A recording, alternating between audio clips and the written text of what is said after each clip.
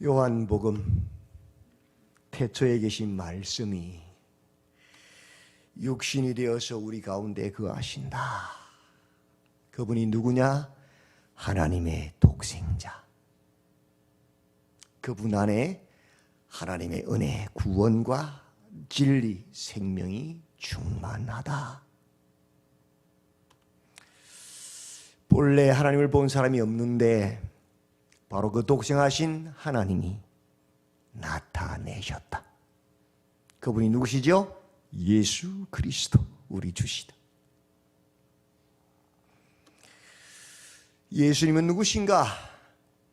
세상 죄를 지고 가는, 우리의 모든 무거운 죄를 다 지시고 가시는 하나님의 어린 양이시다. 이를 위하여 주님이 오셨다.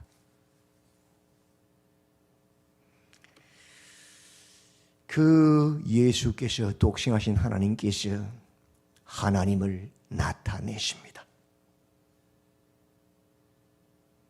첫 번째 표적, 텅 빈 돌 항아리 6개, 물을, 하나님의 말씀을 아구까지 가득 채웠어.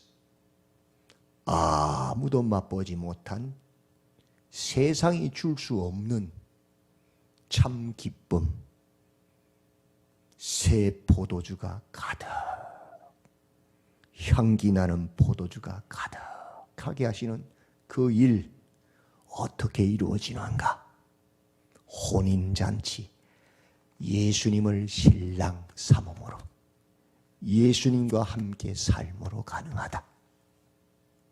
이를 위해서 예수님이 오셨다. 두 번째 표적, 이 놀라운 잔치는 누가 참여할 수 있느냐? 이 하나님의 나라는 누가 누리느냐? 유대인이 아니다. 혈과 육이 아니다. 이방인일지라도 믿는 자가 누린다. 오직 믿음으로 그 나라를 누리고 그 나라에 들어간다.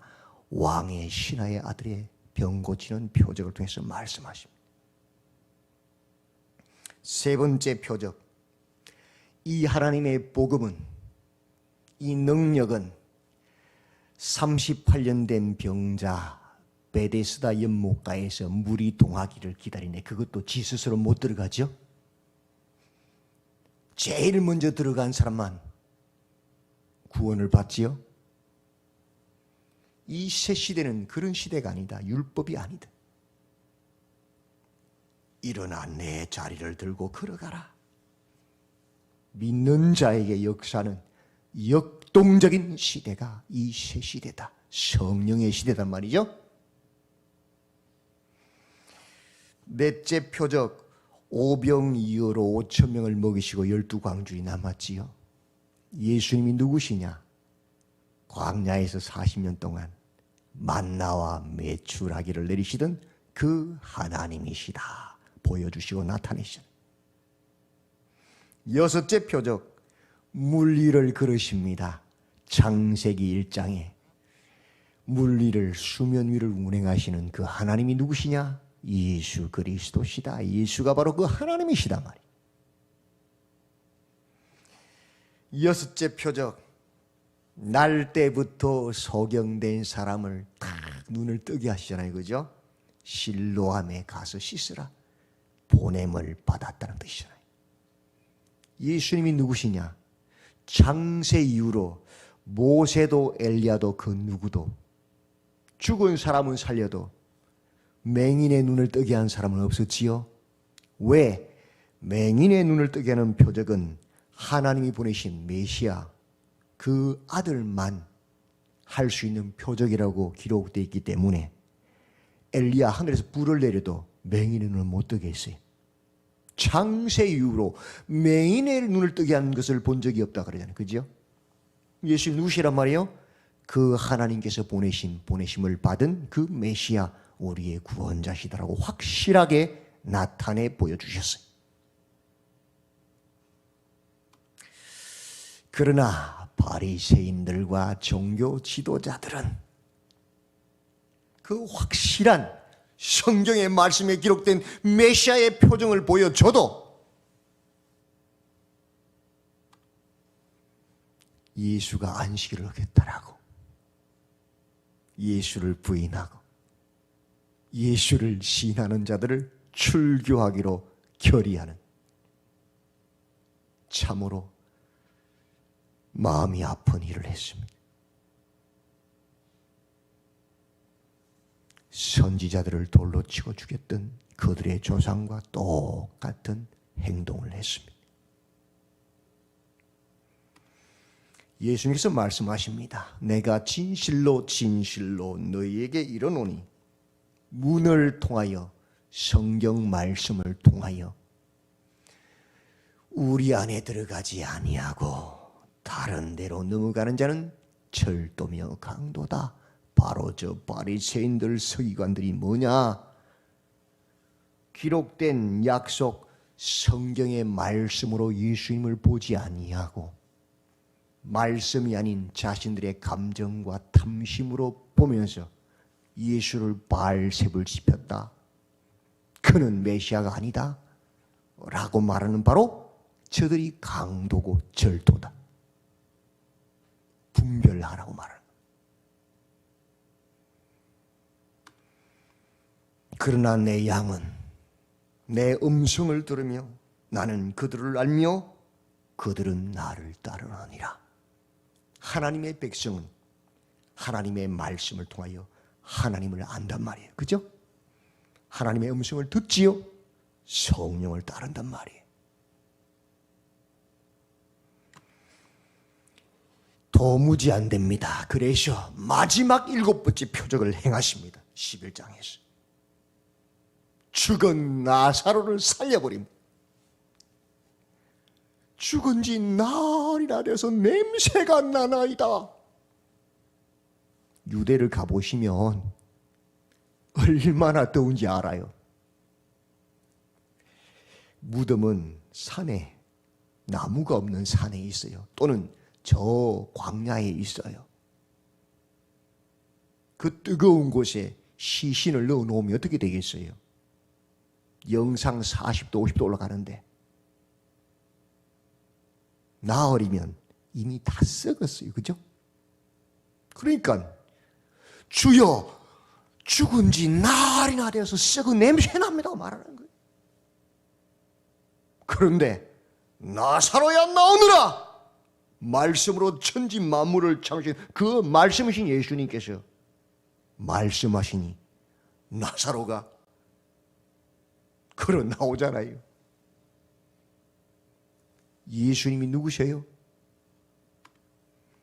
부활이요 생명이신 주다. 맞지요?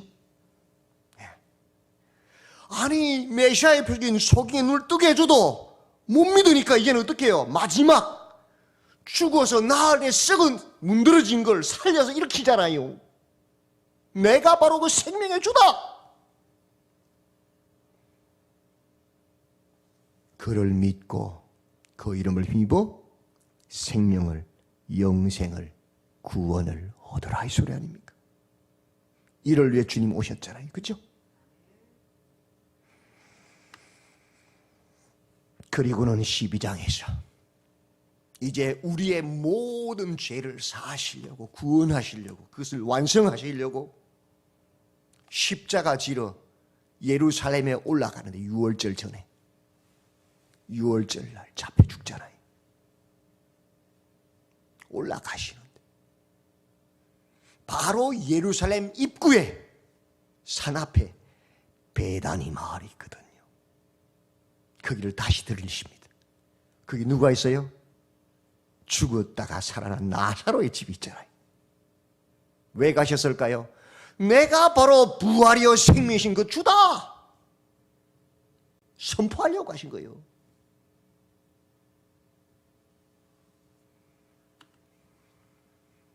그때 마리아는 지극히 비싼 순전한 나드 한 근 향유를 가지고 나와서 그 주님의 발에 붓고 머리털로 주님을 발을 씻깁니다.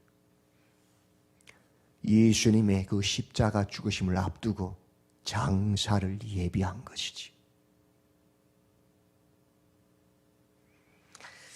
마리아가 알고 했을까요? 모르고 했을까요? 모르고 했겠지요. 그러나 성령에 하나님께 이끌려서 했겠지요. 그죠?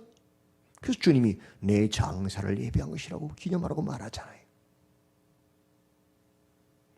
그런데 제자 중에 동계 맡은 재정부 장관인 가룟 유다는 예수님 그 향유를 팔아서 돈으로 바꿔서 자기 포켓에 인마이 포켓 하려고 도둑질 하려고 왜 그 비싼 것을 허비하느냐고 비난합니다.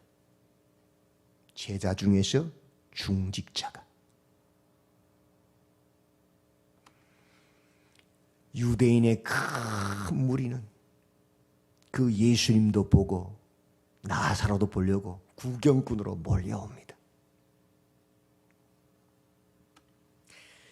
대제사장들은 나사로까지 죽이려고 모의합니다. 내가 부활이요 생명의 주라고 선포하는데도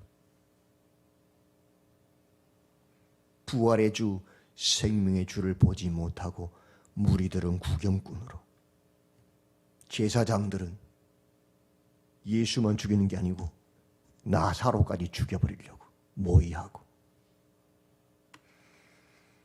온 예루살렘의 백성들은 호산나 겉옷을 펴서 정려 나무가지를 흔들면서 깔면서 외칩니다. 로마의 압제에서 우리를 구원해 줄 그 우리의 필요를 채워줄 왕이다.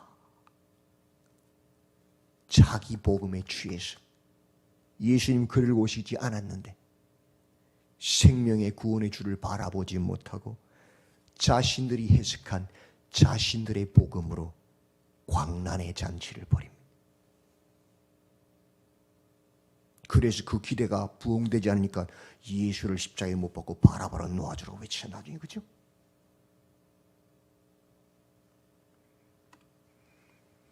이렇게 많은 표적을 그들 앞에서 행하셨으나 그를 믿지 아니하였다.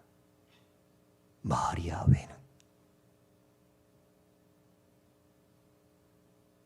이게 우리 모습이에요. 우리 모습. 깨어있지 않으면 우리 모습이라.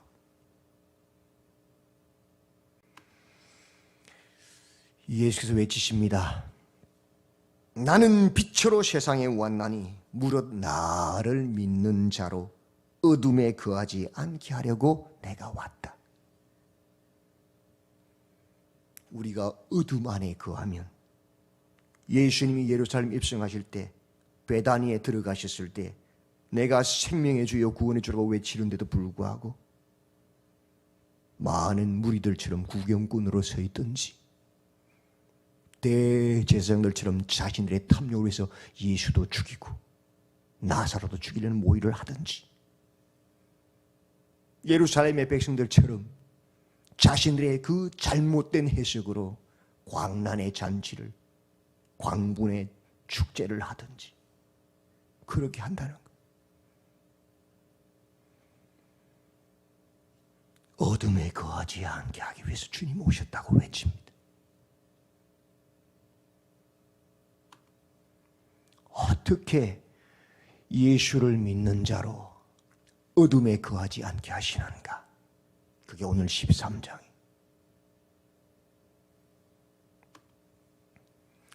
저녁 먹는 중 예수는 아버지께서 모든 것을 자기 손에 맡기신 것과 또 자기가 하나님께로부터 오셨다가 하나님께로 돌아가실 것을 아시고,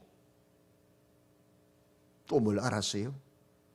자기를 팔 자가 누구인지 아시고, 가룟 유다가 자기를 팔 것을 아셔.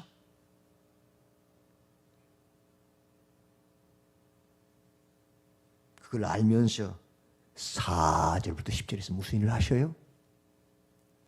저녁 잡수시던 자리에서 일어나 그 돛을 벗고 수건을 가져다가 허리에 두르시고 대야에 물을 떠서 제자들의 발을 씻으셨어요. 알면서도. 발을 씻긴다는 말은 종이란 뜻입니다. 유대 문화에서는 발은 윗사람이 아래 사람 발을 절대 안 씻겨요. 종이 주인의 발을 씻겨요. 곧 자기가 죽을 것을 아시고, 그리고 그 제자 중에서 가룟 유다가 자기를 팔 것도 알면서도 그 제자들의 발을 씻겨서 종의 형상이 되신다.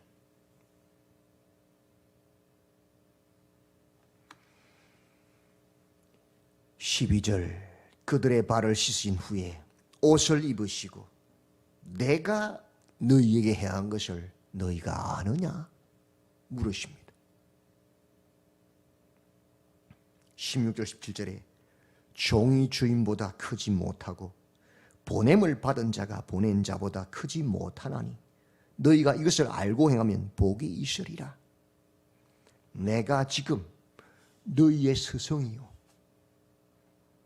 생명과 구원의 주지만 하나님이지만 내가 친히 허리에 띠를 띠고 수건을 띠고 무릎을 굽혀 너희 발을 씻겼다. 너희가 이거 아느냐?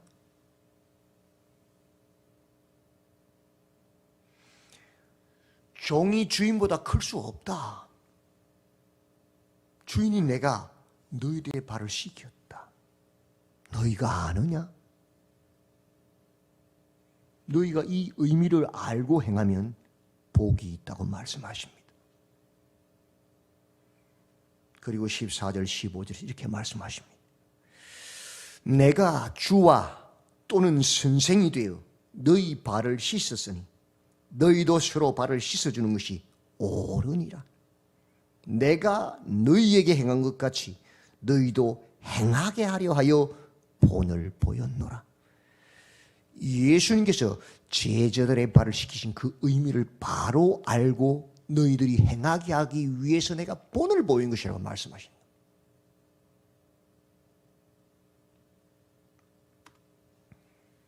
그러면서 그들에게 새 계명을 주십니다. 너희 중 하나가 나를 팔리라 말씀하시고 다 굴기 전에 내가 3번 나를 부인하리라 베드로의 배신도 말씀하시면서 그것을 아시면서 새 계명을 제자들에게 주십니다. 유다가 그 조각을 받고 곧 나가니 밤이러라. 이런 배신 속에 깜깜한 흑암 속에서 예수님께서 우리에게 새 계명을 주십니다. 새 족식을 행하시고 본을 보이신 다음에 그 계명이 무엇입니까? 새 계명을 너희에게 주노니 서로 사랑하라. 내가 너희를 사랑한 것 같이 너희도 서로 사랑하라. 너희가 이 어둠 깜깜한 밤 같은 세상 가운데서 너희가 밝은 빛이 되고 소금이 되기 위해서 어둠에 거하지 않기 위해서 무엇을 해야 되느냐? 예수님의 모범을 쫓아서 너희도 종이 되고 서로 사랑하는 것이다. 그것만이 이 깜깜한 밤, 이 어둠 가운데서 어둠에 거하지 않고 빛이 되고 소금이 될 수 있는 유일한 길이다 이 소리. 세상의 사랑이 식어지고 말씀이 사라지고 죄악이 관영합니다. 우리가 이 어둠 가운데서 어둠에 거하지 않기 위해서 어떻게 해야 됩니까? 예수님께서 친히 생명과 구원의 주이신 예수님께서 종이 되어서 제자들의 발을 씻긴 것처럼 우리도 낮아져서 서로의 발을 씻기고 주께서 친히 십자가 달려 죽으신 것처럼 우리도 우리 형제를 위해서 주의 사랑으로 서로 사랑함으로 십자가를 지는 겁니다. 그것이 우리가 어둠에 거하지 않는 유일한 방법이란 겁니다.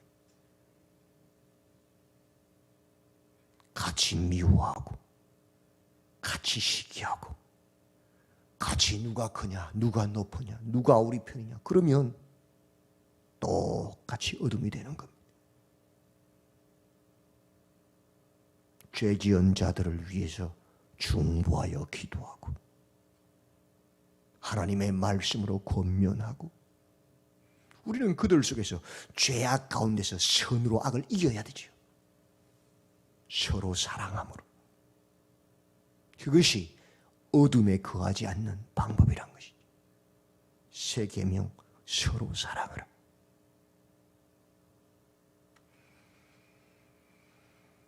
새 계명을 너희에게 주노니 서로 사랑하라. 동계 맡은 가룟 유다가 예수님을 팔아버리고 수제자라고 말하는 베드로가 예수님을 3번씩이나 부인한 소망이 없는 그 가운데서도 우리가 예수님을 닮아서 서로 사랑하면 어둠에 거하지 않는단 말이죠. 예수님께서 본을 보이셨습니다. 그 사랑의 본을. 6월절 전에 예수께서 자기가 세상을 떠나 아버지께로 돌아가실 때가 이런 줄 아시고 세상에 있는 자기 사람들을 사랑하시되 끝까지 사랑하시니라. 우리 주님은 사랑의 하나님이시죠. 그 세 계명을 따라 어둠에 거하지 않으려면 우리는 서로 사랑하고 주님의 본을 쫓아가야 하는 것입니다. 이 밤에도 서로 사랑하고 주님의 본을 쫓아가시는 성도님들이 다 되시기를 주님의 이름으로 축원드립니다. 아멘. 하나님, 밤 가운데 있는 죄악 가운데 있는 세상에서 우리로 어둠 가운데 거하지 않게 하시기 위해서 친히 제자들의 발을 씻겨 본을 보이시고 너희도 이와 같이 하시라고 말씀하시며 죄악 가운데 있는 우리를 위하여 친히 십자가 달려서 물과 피를 쏟으시며 죽으심으로 끝까지 우리를 사랑하심으로 너희도 이 사랑 안에 거함으로 서로 사랑함으로 내 제자인 것을 나타내라고 말씀하시는 하나님, 주님 오시는 그날까지 아무리 세상이 죄악 가운데서 혼돈하고 밤중에 있다 해도 서로 사랑하고 주님의 본을 쫓아감으로 빛이 되고 소금이 되는 우리 모두가 되도록 붙잡아 주시옵소서. 예수님의 이름으로 기도드리옵나이다.